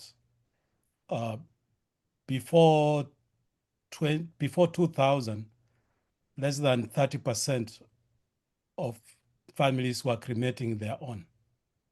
Right now, it is over 62% who are cremating. So the reality of life keeps changing. And as I mentioned, there are examples from Kenya where prominent politicians and thought leaders have chosen cremation. So it may not be widely popular now, but as prominent, iconic folks choose it, it sways opinion. So it will be gradual, it may not be dramatic, but as Babila mentioned, the reality of finances, the reality of the economy, and especially for us in the diaspora, it's a huge burden. Taking bodies back to Kenya is expensive. The inconvenience, the administrative and the logistical nightmares that people go through is very challenging. And some people are already choosing to be buried here, not cremated, buried here. But I'm sure that cremation will also follow soon, because it's a much, much cheaper option. Yes, I think. Well, there's somebody here, Teresa iPhone. I like this. Funerals have become synonymous with political battlefield. They have become an attraction that people do not want to miss, and politicians can't wait for one. So they would want elaborate funerals. And there's another comment there. Yeah, there are some rich comments there, but there are no questions so far. I had seem already. to see there is a question. Sorry. Oh, there's one more. Yeah, there is a question from Mr. Joko. Maybe he should ask his question. Yes. Mr. Joko, come on and ask your question. Mm. Thank you very much for the opportunity to interact with you. So the thing with Ngugi, it really rubbed me raw. Because I just asked myself, like, whose rules are we talking about here? Here is a man who spent his life defending being an African, defending traditional customs and values, traditional languages. And then in death, he then turns around and says, oh, it just sounds to me like intellectual mischief. So which rules are we supposed to follow for him? The Western rules, or not even Western, I would say Eastern rules of cremation, because that's not part of our customs as far as I understand. In fact, I followed what Nima said regarding the people who come and make jokes in traditional funeral ceremonies, who are more or less, because those people are almost what you call Inso Shinkan in Cameroon. So there's a lot of similarity there. And in Nguni, people that you see in present-day East Africa are the same Bantu people that you got out of Cameroon. You get the Bantu people from Cameroon all the way down to the southern tip of Africa. So you still find pockets of that same culture all along. So it's in keeping with quite a lot of the Bantu tradition. So the question now is, which rules are we supposed to be following here? Because when you talk about rule of law here, you have to understand that this can create a lot of disorder You go back to what Nibabla was talking about, people who have different hierarchies. For example, you cannot treat a chief's body the same way you would treat a vice body, the same way you treat that of a man without a child, or somebody who died without even giving birth. There are different rituals for each and every one of these particular areas, and that's strictly enforced in fact, in Bali, where we come from, in the grass field of Cameroon. So this discussion that we're having here, people in Cameroon will find it really, really outrageous. Strangely, there's no traditional authority amongst the panel. Because if you were going back to who Ngugi stood for, would have had a traditional thought leader, not PhDs.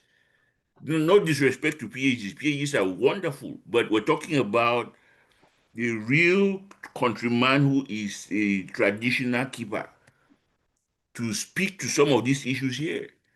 And that's where I'm really uncomfortable with some of what's being profiled here as opinion. I have to add a caution, that a lawyerly caution. Please do not take some of what's being said here as advice, because you will get into trouble with your community, with your family, right?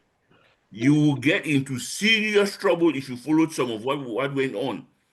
Follow what your custom says strictly. Just Right. I'll come in right there. Because when you say there is no traditionalist there, I'll doff my hat of a traditionalist. And I'll tell you this.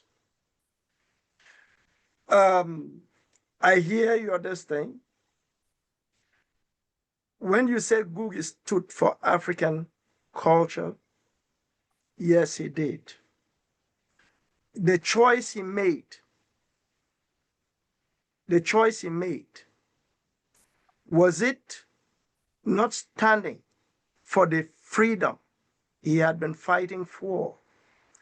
Would you want to stop somebody? The quote Dr. Thiong'o just read is from Ngugi himself, who says life is a battlefield. And the life we're talking about is not just his physical life, it is even his life after death. So when we're talking about tradition, I would like to point out something. This is the thing about tradition. Professor Njoroge pointed out something about, the dynamism of what we call culture. There is no culture that is static, but tradition is static. And I'll close with a little story or an anecdote which tells us how tradition at times can lead us to doing things that we just don't see how silly they are. In the US, there is the tradition of cooking turkey at Thanksgiving.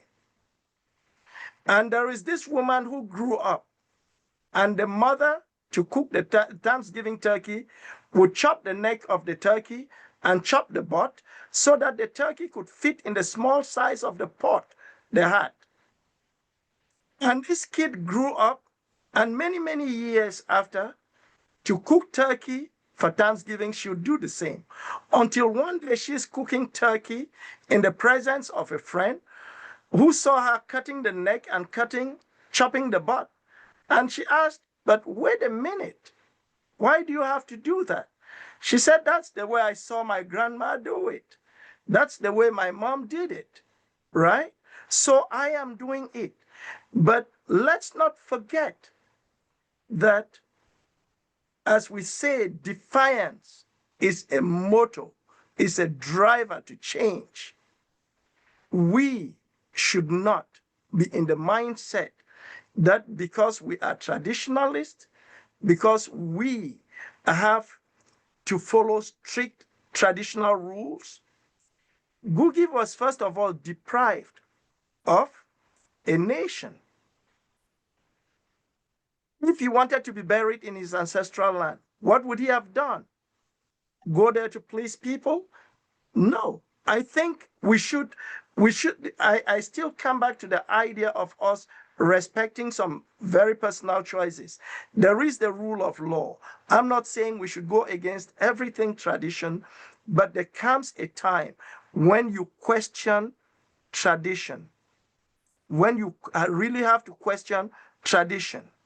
You don't just take tradition line, hook, and sinker, because if you take that, you will end up believing and doing things that are not tenable. I would rest there. I think Yes, there are other questions. let me conclude, because we're already at 1 o'clock and it's the end of our panel. And the thing is, I've followed some Ngugi's literature, some of his books.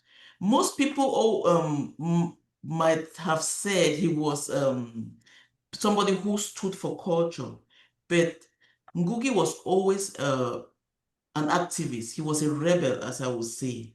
Yeah. He practically fought for the freedom.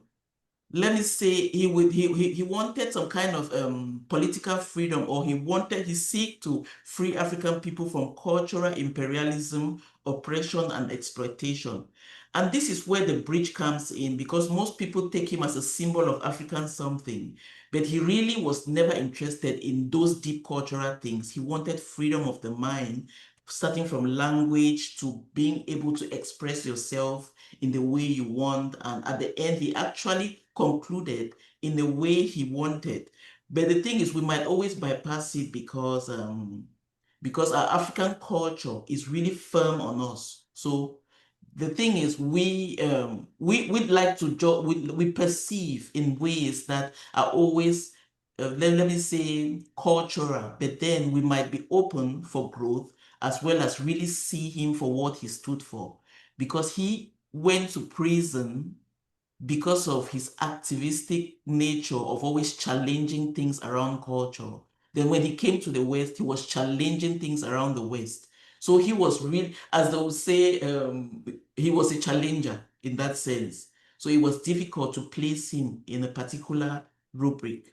So for that, I don't know if we have another question There are on few. that, but we needed that flair of balance for the polar, so we know there are really some sentiments out here, and it's unfortunate that we could not get all of those sentiments here, but we would like people to really bring it up. I'm very grateful. I'm very grateful, Mr. Joko, for that, because it actually opens up that part that we are always scared to talk about, or the part that we are scared to challenge, because some people come in with the energy and we need to talk about it just to see where we can smoothen the waves and feel that everybody has a voice to maybe just air out their own perspective. And we really welcome that. Thank you so much. So, Dr. Bala and Neema, they have questions in the chat. Oh, great. So ask. let me just ask 2 more questions and then we can leave it for today. Who has another question? Malia Bala has posted something there. Okay. And Neema. Or maybe she can just come in and ask the question directly. Yeah. Yes. So Neema, can you come, or who posted? Imali Abala. So maybe I have a go. Neema posted a question on whether there are special traditional burial rites for different kinds of people, maybe people who are wicked or that kind of stuff. And coming from the grass field of Cameroon, and also having grown up in the coastal parts of Cameroon, yes, there are special burial rites for people, for instance, who died under special circumstances. There are special burial rites for people who have behaviors that we think we no longer want to have in the community. And to close up, I just want to add up to Nimai Joko, who is a lawyer. I just want to say that even though we're talking about burial, we are occupying the space where we could identifiably see corpses. But tradition and customs have also evolved to create burial rites for people who disappeared. And recently, especially in the Grassfield region, this has been used to do burial rites for people who have been cremated abroad. So I think this is a space that is evolving. There's another question from Dr. Moyoka. What role does stigma play in limiting the practice of cremation? Who would take that question for us? All right. Let me just give it a shot. Dr. Musundi, you see what the world in which we live in kinds of prison that are open spaces, and stigma is one of those prisons. If you choose to allow stigma that people will say, then your life will never be led in any way, shape, or form. So stigma, this is me talking, it is not valid for anybody because I have this life philosophy that if I am doing something that is right, and my conscience is very pure and clean, that I am not doing anything wrong. If a building crumbles on me, I'm going to rise, dust myself, and walk out. Because if I am on earth to live up to anybody's expectations, then I would set my own expectations that nobody can live up to. And I'm saying this, it even reminds me of a reggae artist. I think it is Peter Tosh, who says, I'm not in this world to live up to your expectations. Neither are you here to live up to mine. So the stigma is an expectation that people say, if you don't do this, we will tag you with this. And I think we should go beyond. After hearing the panelists and even Dr. Babila's last intervention, where it is evolving. There are processes for burying people without them being present.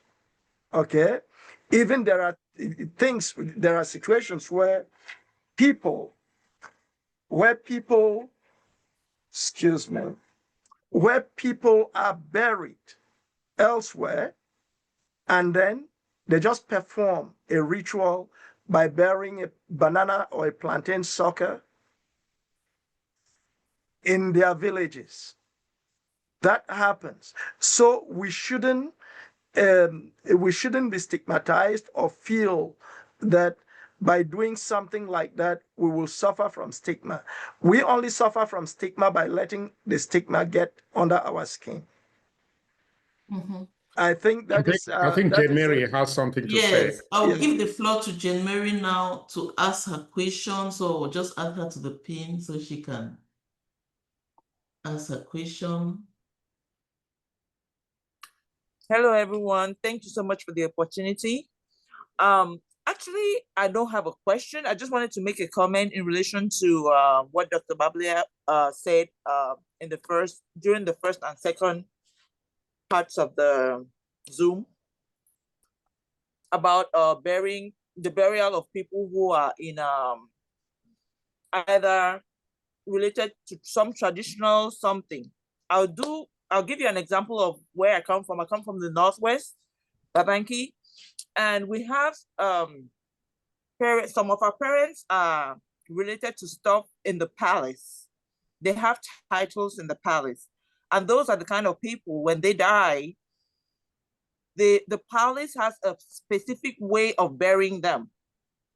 But the family can also get them by paying some fine. Because there's a fine that they say, okay, you need to pay such and such and such to be able to take the family back. So when the person dies, depending on where the person is with their family, because when my dad died, I'm just talking out of an example of that. He was part of the palace and they were going to take him to bury him. But he had always said he wanted to be buried in a church. So the family now had to pay a fine to the palace for the palace to let him go. And then we had to bury him where he wanted to be buried. Because like they say, we have to respect the burial rights of whoever is dying. So we had to go bury him in the church where he wanted to be buried. So I just wanted to clarify a little bit on that. And then I also heard about the parts where it said different family members can come in and want to take the corpse somewhere. Stuff like that has happened. But when this happens when they have vicious people in the family who are trying to overstep their bounds, but the corpse is always decided by where the immediate family, when I say family, the immediate family wants to bury them. So where we have stuff where people are kidnapping corpse, it's just when you have people in the family who are just trying to cause confusion. Thank you. Wow, thank you so much. Reverend, Thank you. There's Reverend, something may I from say? Bako here. This is Bako from Togo. Yeah, In my culture, dead people have to be buried where they were born. That one is good. That one is so. Can you tell us a bit about that? yeah, I can. My father had a way of saying things. He said he moved from where he was born, and then he told us, his children, that there's no place on earth where he will be buried and he will not decompose. So in other words, just bury me wherever I die, and that's fine. So in my tradition, when this happens, and it happened to my father, we buried him where he died, but you need to take his hair and a little part of the clippings of his nails. So we take that home, and a small bag of his belongings to be buried where he was born. But in the capital city, in Lome, where most people from my hometown live, people have organized. And every single time somebody dies, the entire member of the village will come together and put money together to take the body home to bury. So it has become way too much, to the point that they refer to the village as a cemetery. Instead of people putting money together to develop the village, they put money together to take corpse and bury there. So practically, I don't know how cremation can even take place in Togo as a whole. I don't know if they have facilities to cremate people. So I just wanted to share that as a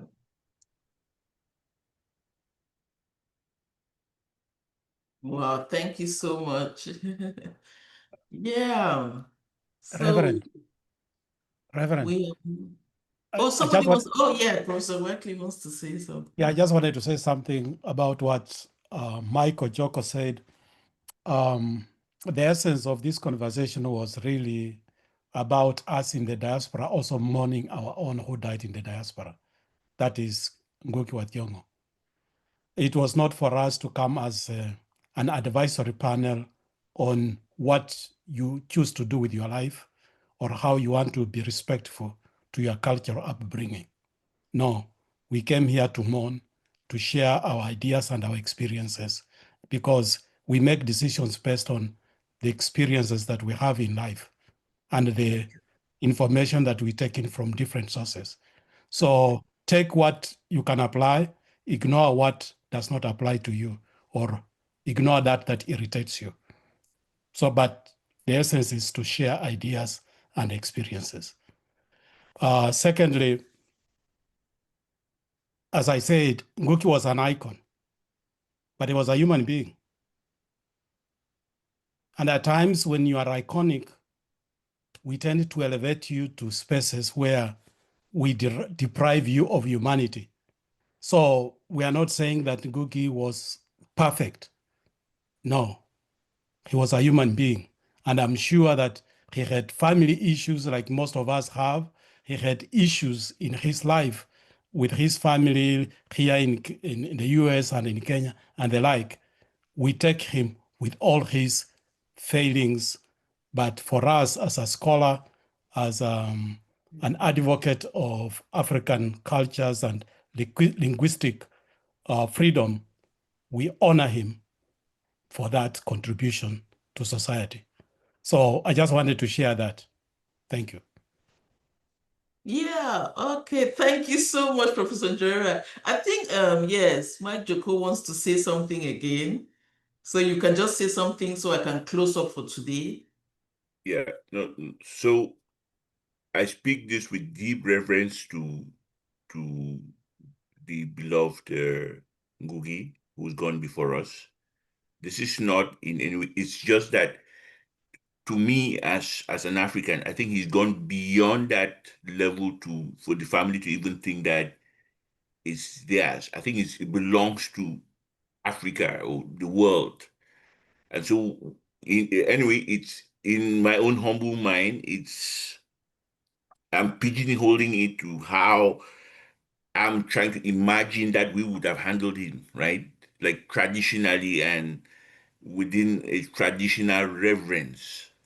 It's in that rarefied space that we hold him and say, would have a pilgrimage site and say, look, here is this Baba that's gone, that's done so much for us. It's within that context, not in a disrespectful way.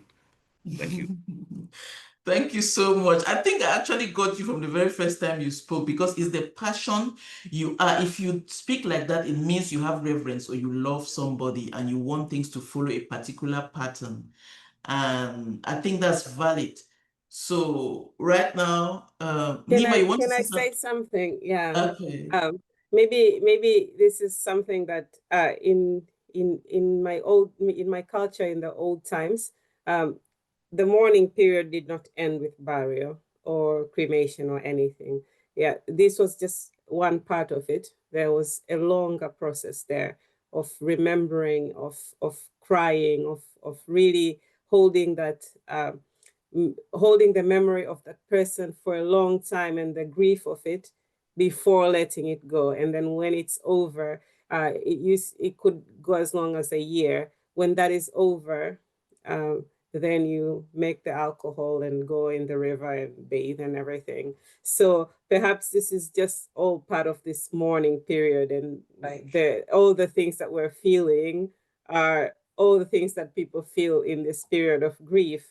And it's for someone like Ngugi, maybe it will be quite long. And so after it's over, then we can put it to rest and let his spirit go to the spirit house or wherever he wants it to go, somewhere in the universe. But yeah, so I think it's it's part of the process. And maybe just to remember that burial or cremation is not the end of the process. And of course, also not the end of the life as well for many of us.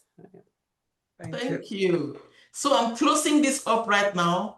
This discussion was sparked by curiosity, not a space for judgment, a place to just mourn, as we call it in that sense. We're a literary bunch, a movement of writers. We write to solve world problems. We talk, we do storytelling, and I think this was a great one.